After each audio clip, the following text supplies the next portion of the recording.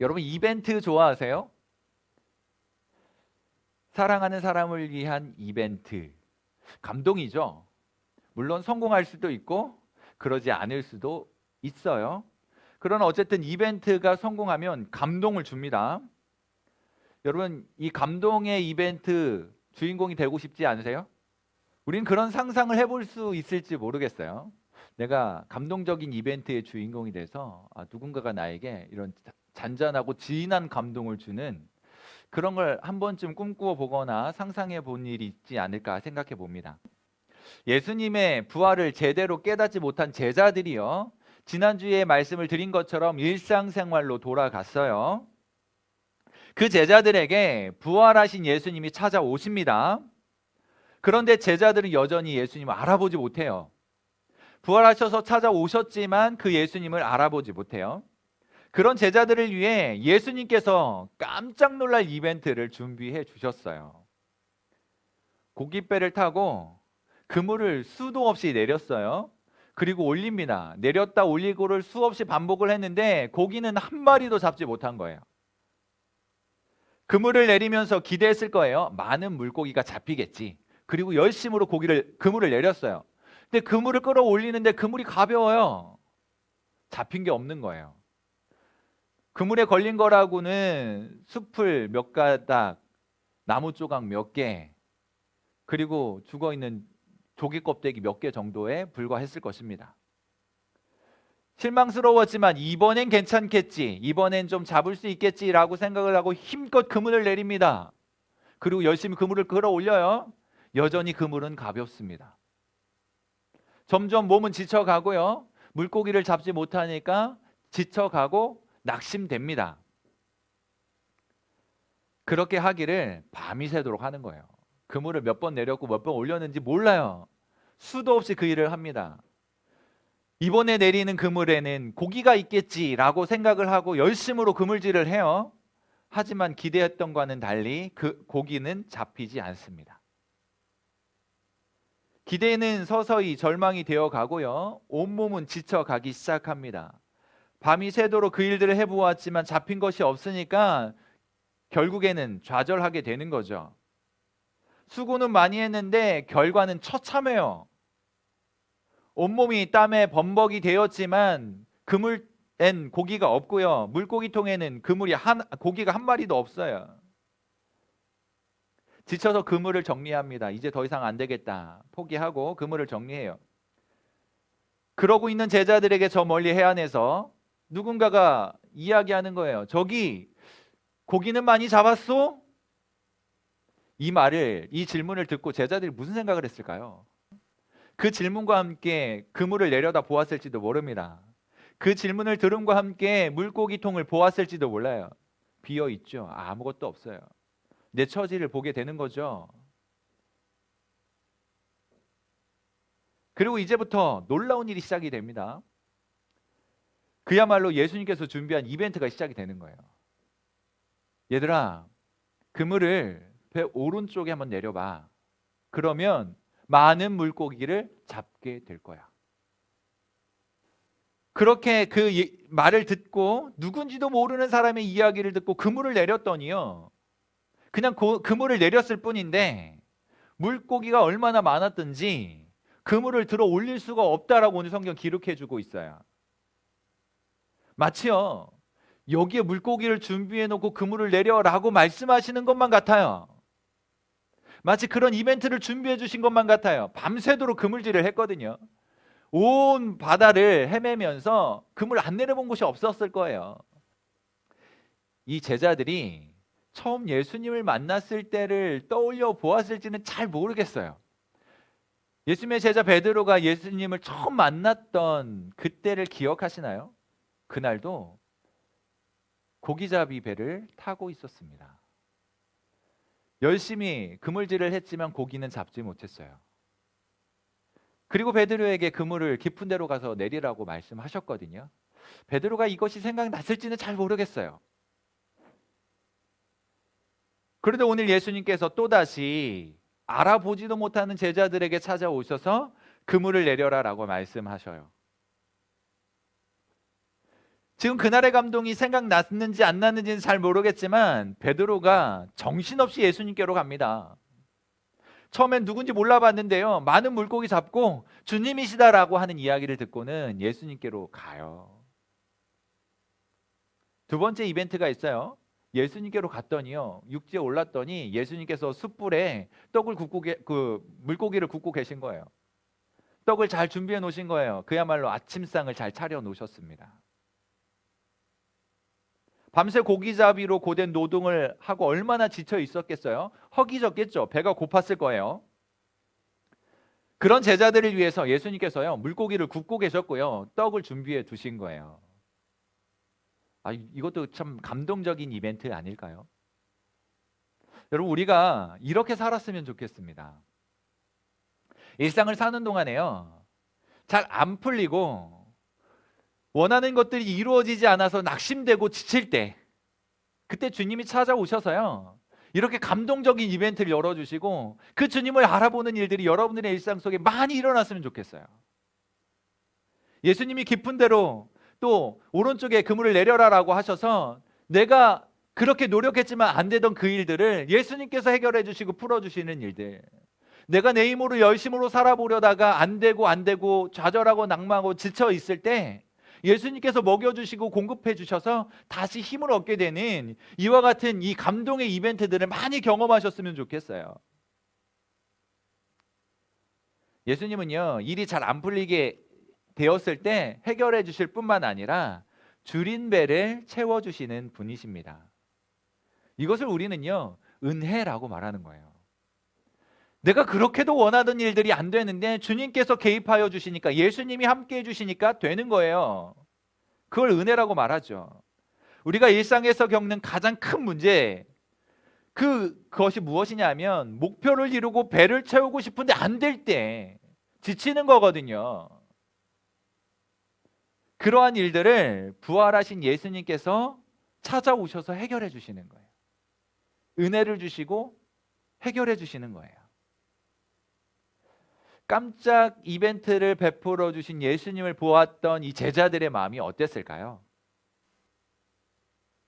이벤트 성공하면요, 이벤트를 베풀어 준 사람도 기분 좋고요, 이벤트를 받은 사람도 기분 좋아요. 혹시 그런 경험이 있으세요? 서로 가까워지는 느낌과 함께요, 행복감을 느끼는 거예요.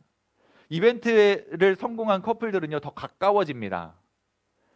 감동하고요, 사랑이 더 깊어져 가요. 여러분들 뭐 잘 모르시겠지만 그런 사랑 안 해보셨으니까 그래요. 사랑이 깊어지고요, 더 친해진 것 같고요, 가까워진 것 같고요, 더 좋아지는 거예요. 그때 이렇게 말한다고 한번 상상해 보자고요. 자기야, 나 사랑해. 그런 마음이 어떨까요? 예수님께서 꼭 그렇게 물으시는 거예요. 얘야, 네가 나를 사랑하니? 이 감동적인 이벤트를 열어주시고는요, 흥분되어 있고 감동하고 있는 제자들에게 물으시는 거예요. 네가 나를 사랑하니? 베드로야, 요한의 아들 시몬아, 네가 나를 사랑하니? 여러분 한번 진지하게 한번 생각해 보자고요. 얼마 전 베드로는요, 예수님이 잡혀가실 때 배신하고 도망갔던 사람입니다. 뭐가 그렇게 예뻐가지고 이벤트까지 열어주시겠어요? 그랬던 그를 위해서요, 예수님께서 찾아오시고는 물어봐 주세요. 네가 나를 사랑하고 있느냐? 그것도요, 무슨 이유 때문인지 3번이나 같은 질문을 하세요. 베드로의 마음은 어땠을까요? 내가 예수님 사랑하는데, 사랑한다라고 말하기에는 좀 껄끄럽지 않았을까요? 얼마 전 예수님을 부인하고 배신하고 도망갔거든요. 죄송한 마음이에요. 그렇지 않아도 너무 죄송해서 고개를 들 수가 없는데, 기회가 되면 언제든지 예수님 잘못했어요, 제 마음이 사실은 그런 게 아니었는데 너무 죄송합니다라고 말씀드리고 싶은데요, 그 예수님께서 찾아오셔서 나를 사랑하느냐고 물어봐 주시는 거예요. 예수님께서요, 제자들을 향한 마음이 무엇인가 한번 생각해 보자고요. 그렇지 않아도 예수님을 배신하고 부인한 것 때문에 너무 죄송한 마음인데, 그래서 예수님을 다시 만나기만 하면 말씀드리고 싶은데요, 그런 기회를 얻지 못했었던 거거든요. 오늘 그 기회를 얻었어요. 그런데 문제가 하나 있어요. 예수님 처음 네가 나를 사랑하느냐라고 물었더니 베드로가 네, 주님 사랑합니다. 아시잖아요 라고 대답을 했어요. 똑같은 질문을 3번을 하니까 베드로가 근심했다라고 이야기합니다. 아니 그렇지 않아도 죄송한데 똑같은 질문을 3번씩이나 하는 이유는 무엇일까? 내가 주님을 사랑합니다라고 말하였는데 왜 똑같은 질문을 이렇게까지 하실까? 근심이 되는 거예요. 마음이 더 아픈 거예요. 주님께 너무나도 죄송한 마음인 거예요. 그런 마음이 확실하게 확인되고 예수님이 하시는 말씀이 있는 거죠. 예수님은요, 베드로가 본인의 마음이 무엇인지 다시 한번 진지하고도 정확하게 정직하게 확인하길 원하셨어요.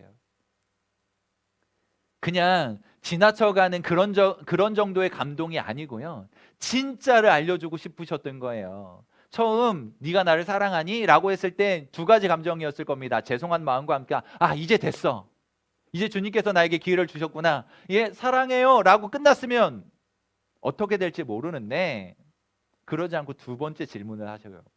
3번째 질문을 하시는 거예요. 가볍게 사랑합니다, 주님 아시잖아요 라고 했던 그 말이요, 무거워지기 시작하는 거예요. 주님의 마음이 무엇일까를 고민하고 근심하기 시작하는 거예요. 이게 베드로와 예수님과 사이에서 일어났던 일입니다. 예수님께서 무엇을 원하셨을까? 베드로는 어떤 마음이었을까? 죄송하면서도 그 사랑의 마음을 어떻게 표현하면 좋을까? 여러 가지 많은 생각들을 했을 거예요. 여러분, 예수님을 배반하기로 치면 우리가 둘째가라면 서러운 사람들 아닙니까? 예수님을 배반한 걸로 치면 우리보다 더한 사람 또 있을까요? 여러분 진지하게 고민하셔야 돼요. 입으로는요, 예수님 믿는다고 하는데 믿는 사람 같은 태도가 없어요. 입으로는요, 주님 사랑한다라고 말하는데요, 주님 사랑에서 나타난 태도들이 없어요. 이제 우리가 진지하고 심각하게 고민해 보아야 해요. 어쩌면 우리는요, 핑계할 수 있을지 몰라요. 저도 그렇게 하고 싶거든요. 저도 주님 사랑하고 싶고요, 믿음대로 살고 싶어요. 그런데 상황이 그렇지 않아요. 환경이 나를 도와주지 않아요. 저 어떻게 하면 좋아요? 라고 말할지 모릅니다. 저도 어쩔 수 없다고요, 아시잖아요 라고 핑계할 수 있을지 모릅니다. 하지만 꼭 기억할 것이 있어요. 그런 상황과 환경이었음에도 불구하고 그래, 네 상황 내가 알아, 어쩔 수 없었다는 것도 알아, 그렇게 존중해주고 인정해줄 수 있을지 모르지만 부인할 수 없게 이것은 배반하는 거예요. 이거는요, 주님을 부인하는 태도인 겁니다. 상황이 어떻든지 간에 예수님을 향한 마음은 변함이 없어야 해요. 똑같이 제자들도 그랬거든요. 어쩔 수 없었잖아요. 예수님이 잡히셔서 쫓아가면 똑같이 잡혀서 죽임당할지 모르거든요. 감옥에 갇힐지 몰라요. 이 상황 이해 안 되는 게 아니잖아요. 끝까지 예수님을 따라갔다면 잡혔을 것이 분명해요. 그들은 이렇게 변명했을지 모릅니다. 내가 지금 잡히면 후일을 도모할 수 없잖아, 지금은 피하는 게 상책이야 라고 생각했을지 몰라요. 그런데 그 일은요, 예수님을 배반하는 일이었어요. 믿음도 중요하지만 언제든지 믿을 수 있으니까 지금은 더 중요한 걸 해야겠어 라고 예배를 등한히 하거나 하나님 앞에 신앙생활을 소홀히 하거나, 이건 모두 주님을 배반하는 일이에요. 한 주, 2주 정도 눈 감아주시면 괜찮죠. 내가 3번째 주, 4번째 주에는 열심히 할게요. 이거 다 주님을 배반하는 일이에요. 일단 살고 봐야지요 라고 할지 모르지만 나중에 대학 가서도 교회 다닐 수 있으니까 지금은 대학이 목표예요. 나중에 대학 가서도 교회 신앙생활 잘 할 수 있지만 지금은 공부에 집중해야 되지 않겠어요? 라고 말하는 거 다 주님을 부인하는 태도예요. 지금은 공부가 더 중요하다고 말하는 거 어쩔 수 없이 핑계입니다. 교회는 나중에 나올 수 있지만 지금은 중간 대비 특강이 더 중요하니까 거기에 가야 합니다. 예배 시간 끝나기도 전에 짐 싸들고 학원으로 가는 거 다 주님을 배반하는 거예요. 시험 기간이기 때문에 교회 나오지 않겠다, 특강에 가겠다, 잠시 교회를 중단하겠다, 주님을 다 부인하는 거예요.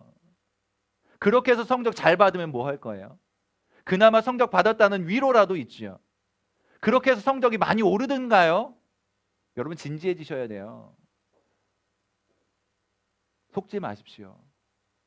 속으시면 안 돼요. 시험 기간에 예배 한두 번 빠지는 거 지금 당장 살아야 하니까 어쩔 수 없다라고 주변에서 말해줄지 몰라요. 괜찮아. 지금 시험 기간이니까 어쩔 수 없지. 주님은 아실 거야. 아니요. 주님 모르세요. 여러분들이 학원 핑계대고 신앙생활 소홀히 하는 거 주님 알아주지 않으신다고요. 주님을 다 부인하는 태도예요. 이제는 그러시면 안 됩니다. 행여 내가 주일에 교회 나와가지고 시험 공부하는 시간 조금 손해났다 하더라도요, 그때 하나님께서 책임져 주시는 거지, 그것들을 내가 미리 짐작해서 이거 시간이 없으니까 나 교회 빠질 거야 이렇게 생각하면요 안 돼요. 주님이 알아주지 않으세요 그런 것들. 지금까지는 몰랐으니까, 이런 얘기 들어본 적이 없으니까 그냥 넘어갔을지 모르지만 오늘 분명히 여러분 듣게 되었습니다. 들었기 때문에 이제는 더 이상 핑계할 수 없어요. 그동안 몰랐어요 라고 말하는 것이 통할지 모르지만 이제는 통하지 않아요. 왜? 지금 목사님 다 얘기해주고 있잖아요. 여러분 지금까지 그렇게 했던 모든 일들은요, 예수님을 부인하고 배반하는 불신앙적인 태도였습니다. 이제 돌이키셔야 돼요. 딱 한 번만 눈 감아달라고 그렇게 말하는 거 믿음 아닙니다.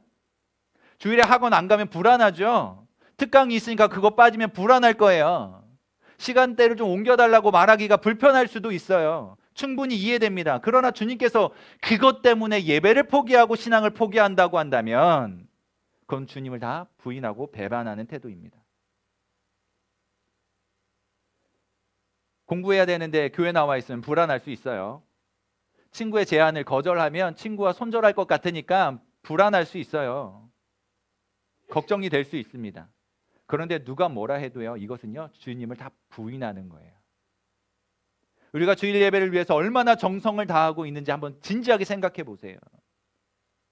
토요일에 늦게 자면 주일 아침 못 일어나는 거 알면서도 자기 거 포기하지 않잖아요. 주님을 위해서 토요일 날은 12시 이전에 잠을 자요. 그렇게 하시기를 바라요. 가능하다면 11시에라도 자세요. 할 일이 있다고, 해야 되는 일이 많다고 그 다음날 주일에 그것들을 생각하지 못하고 밤을 샌다? 여러분들이 밤을 새고 예배에 집중할 수 있다면 충분히 공감해 드리겠습니다. 그런데 그렇지 않잖아요. 아침에 일찍 일어나도 예배 시간에 졸잖아요. 늦게 잤으니까 조는 거 당연하죠. 우린 육신을 입고 있는데. 만일 그것이 십수년 동안 경험해온 경험치로 알고 있다면 이제 토요일 날엔 좀 일찍 자야 되지 않을까요? 그것이 예배를 잘 준비하는 태도예요. 그러니까 앞으로 시험 기간이든 뭐든지 간에 주일 예배를 위해서 토요일 날은 12시 이전에 잠자는 걸로, 할 수 있으면 11시에라도 자는 걸로. 만일 여러분들이 새벽 1시, 2시에 잤는데 7시에 일어날 수 있다면 그렇게 하세요. 그리고 9시 예배 때 눈 멀쩡하게 뜨고 정신 집중하여 가지고 11시 반, 10시 반까지 집중할 수 있다면 그렇게 하셔도 됩니다. 그런데 그럴 자신 없으면 일찍 자요. 잠을 7시간이든 8시간이 충분히 자고 예배에 집중하라고요. 그것이 하나님 앞에 온전하게 예배하는 예배자의 준비하는 태도예요. 아침에 일찍 일어나도 예배 시간이면 졸고 있으니까 예배가 예배답게 드려지지 않잖아요. 우리 그런 면에서 솔직해지자고요. 비디오를 켜지 않는 이유는 단순하게 얼평당할까 봐인가요? 비디오를 꺼놨기 때문에 좀 편해지잖아요, 마음이. 그거 다 주님을 부인하는 태도입니다. 비디오 꺼놓고 딴짓해도 좀 자유롭다라고 생각하는 거예요. 어쩔 수 없잖아요, 상황이. 지금 내 처지가 어쩔 수 없잖아요. 새벽 늦게까지 공부해야 되고 주일엔 비디오 켜고 잠시 잠을 보충하더라도 그렇게 해야 된다라고 생각하잖아요. 다른 세상의 많은 사람들이 괜찮아라고 인정해주고 그것을 격려해 줄지 모르지만 주님은 그렇게 생각하지 않으시는 거예요. 너희 것을 한번 포기해봐라. 주일 예배를 위하여 토요일날 12시 이전에 잠을 자고 주일날 9시부터 11시 반까지 10시 반까지 깨어서 하나님 앞에 예배해봐라. 그걸 주님이 원하시는 거예요. 그런 배반하고 부인하는 태도들로 일관해왔던 우리들을 위해 예수님께서 찾아오셔서 오늘도 똑같은 심정으로 말씀해 주시는 거예요. 그리고 이벤트를 열어주시는 거예요. 물어보십니다. 너희가 나를 사랑하느냐? 라고 말이죠. 예수님께서 여러분들에게 얘들아 네가 나를 사랑하니? 졸고 있는 여러분들에게 두드려 깨우면서 얘야 네가 나를 사랑하니? 라고 물으면 여러분 뭐라고 그러시겠어요? 여러분 망설임 없이 예 주님 사랑합니다 그렇게 말할 수 있어야 되지 않겠어요? 자꾸 물으니 죄송하지만 눈물이 나지만 주님 정말 사랑해요 그렇게 말씀드려야 되지 않을까요?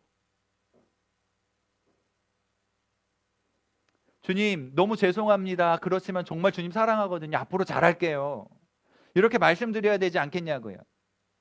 그런 고백을 가진 사람들이요 주님 앞에서 기독 청소년이에요. 그런 사람들이 사명자인 것입니다.